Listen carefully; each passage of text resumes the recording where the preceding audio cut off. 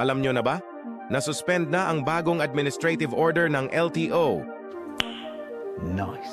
Noong Agosto 30, 2024, naglabas ang Land Transportation Office, LTO, ng isang bagong administrative order na nagbigay ng malinaw na responsibilidad sa mga nagbebenta at bumibili ng second-hand na sasakyan.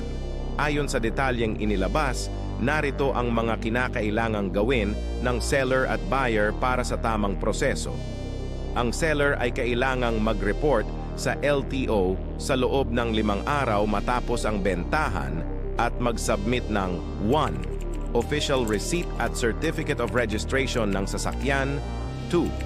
Deed of sale ng sasakyan. 3. ID ng seller at buyer para sa verification. Ang buyer naman ay mayroong 20 working days para i-transfer sa kanyang pangalan ang rehistro ng nabiling sasakyan o ang tinatawag na change of ownership. Kung hindi nagawang buyer at seller ang nire-required ng LTO, ay may kaukulang itong multa na tig 20,000 piso o kabuuang 40,000 piso at may kasamang kulong. Paano masabi?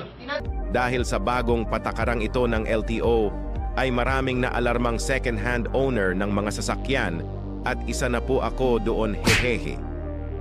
At dahil nga dito ay nakarating ito sa LTO at noong Oktubre 23, 2024 ay naglabas ang LTO ng suspension order ng Implementation of Administrative Order, AO, number VDM 2024-046 at ang memo na ito ay effective immediately.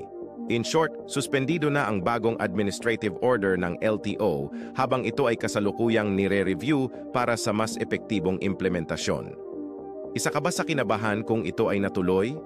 I-follow mo na ang page para updated ka sa mga ganap sa Pilipinas.